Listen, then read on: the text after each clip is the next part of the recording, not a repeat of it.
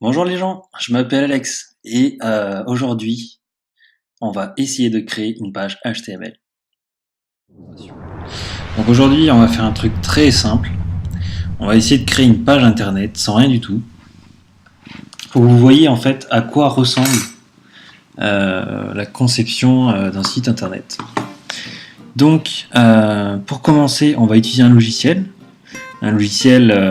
d'édition. C'est comme Word ou le bloc-notes, sauf qu'on va en fait créer du code qui va créer notre page web. Donc moi j'ai choisi Sublime Text qui peut être téléchargé soit sur Mac soit sur PC. Ça marche assez bien. Donc voilà, ça ressemble à ça, un éditeur. On peut écrire plein de choses, c'est super marrant. Donc voilà. Donc pour commencer, comment est constituée une page? Elle est constituée de plusieurs blocs. On appelle bloc en fait ou balise l'architecture d'une page web. Donc ça commence par une balise HTML. HTML donc qui est le langage du web. Et on ferme cette balise. Voilà. Donc là on a un début de page HTML. Donc la couleur syntaxique n'y est pas, donc je vais aller dans syntaxe. Donc voilà, vous avez dans l'éditeur plusieurs langages. Donc, vous choisissez votre langage et hop, comme par magie, vous avez des balises en couleur. Ensuite, qu'est-ce qu'il y a à mettre dans les balises HTML? J'ai fait une erreur. Il y a tout d'abord le head. Le header qu'on tête en français. Ça veut dire head. Donc ça veut dire en fait qu'on va mettre ici par exemple le titre de notre page sur notre navigateur. Donc par exemple ici vous voyez zone téléchargement, vous avez Pôle emploi. Donc ces titres-là en fait vont se mettre dans le header. Par exemple, on ouvre une balise qui s'appelle title, on la ferme, et dedans on va mettre notre titre. Alors on peut mettre une image, on peut mettre du texte, voilà. Donc je vais mettre notre première page HTML. Cool. Ensuite, on a ce qu'on appelle les métas. Les métas permettent en fait de, par exemple, de modifier les caractères de la page. Donc, on va pas l'utiliser aujourd'hui, mais c'est bien de le savoir. Donc, dans notre page web, ici par exemple, on a ce qu'on appelle un core. Un core, en fait, c'est le milieu de la page avec tout le texte, avec tout le contenu, et c'est là en fait où on va créer le contenu de notre page web. Donc le contenu, il est fait à partir de quoi? Dans le web, il est fait à partir de titres, de paragraphes et d'une batterie de balises qu'on peut utiliser comme on le souhaite, qui est facile à trouver sur internet. Donc body, voilà. Donc là on a une structure complète de notre page web. Voilà. Pour mettre un titre, on utilise la balise H1 et on la ferme, et ensuite on met titre de notre site. Voilà. Et ensuite, si on veut mettre du texte dans un paragraphe, c'est avec la balise P. Donc P, on fait un P. Voilà. Donc il y a des balises inline et des balises bloc. Donc c'est deux types différents, mais qu'on peut reconnaître au fur et à mesure dès qu'on code assez souvent. Donc H1, c'est une balise inline, en ligne en français, et P sont des balises blocs. Donc on peut utiliser soit P qui est pour le paragraphe, soit div qui est en fait des balises comme les balises paragraphes, sauf que c'est pour définir un bloc. Par exemple, dans un bloc, on peut mettre plusieurs P, plusieurs paragraphes donc.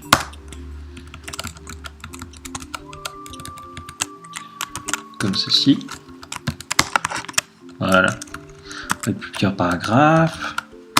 On peut mettre un titre, H2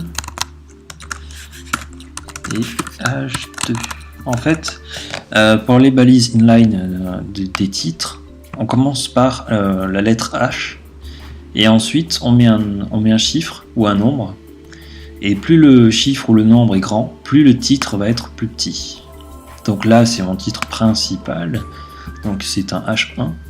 Et pour H2, nous avons un titre légèrement plus petit, mais qui suffit largement pour notre balise bloc.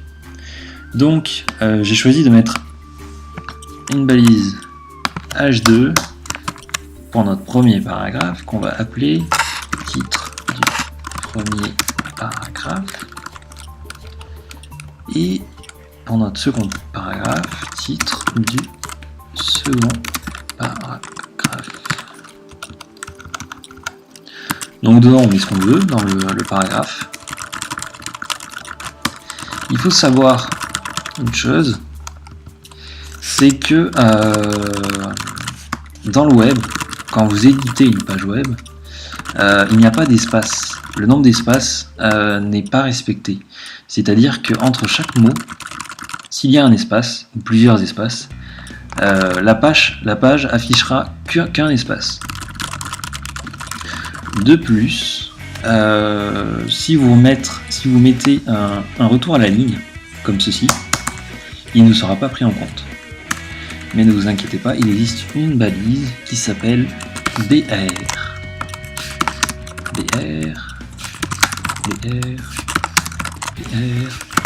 Et BR. Voilà. Donc on va voir ici, en enregistrant notre page, d'abord il faut l'enregistrer. Mon Mac est un peu lent. Alors on va aller dans le bureau et on va l'appeler première page HTML avec l'extension HTML. Rappelez-vous, nous sommes sur une page HTML qui est le langage de programmation du web. Donc on va l'enregistrer dans le bureau. Et le voici, première page HTML. Donc tout le texte qui est là, ce fichier, il est sur mon bureau, enregistré. Donc on enregistre, et si on double-clique sur le fichier, on voit notre page HTML. Donc comme vous le voyez ici, attendez, je vais vous prendre ça. Comme vous voyez, dans le premier paragraphe, on a une ligne de lettres, mais les retours à l'espace ne sont pas respectés. Alors que dans le second paragraphe, on a un paragraphe avec des espaces et des retours à la ligne respectés. Donc comme vous le voyez, on a notre titre, notre site principal qu'on avait mis. On a le titre du premier paragraphe, le second paragraphe, et entre les deux, nos paragraphes. Et comme on a mis une balise title dans le head, on a donc notre première page HTML qui devrait être écrite sur notre page. Donc là on voit pas très bien. Donc je vais essayer de l'ouvrir avec un autre navigateur. On va ouvrir Firefox. D'habitude je suis sur Google Chrome, mais Firefox marche très bien. Voilà. On va faire glisser notre page HTML et boum. Et là, on voit très bien notre première page HTML. Alors qu'est-ce qu'on va être plus, qui est un peu gênant, c'est ce petit A avec un caractère spécial juste après. Notre première page HTML, donc bon, c'est pas terrible. Hein. Donc je vous ai parlé tout à l'heure de la forme des caractères de la page HTML. En fait, je l'ai mal dit, c'est l'encodage. Donc l'encodage, comment fait-on? Je ne m'en rappelle pas. On va aller sur internet et on va écrire encodage page HTML méta et j'espère qu'on va trouver des choses. Comment déclarer l'encodage page web?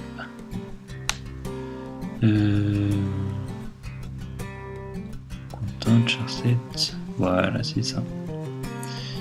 UTF-8 et l'encodage par défaut qui comprend tous les caractères avec accent. Donc si vous mettez une balise méta avec un charset égal à UTF-8, vous verrez très rapidement, on enregistre, on revient sur notre page, et voilà, le caractère a été respecté, comme on peut le voir. Donc voilà, pour mon premier tuto, j'espère que j'en ferai plein d'autres et que j'aurai de bonnes réactions.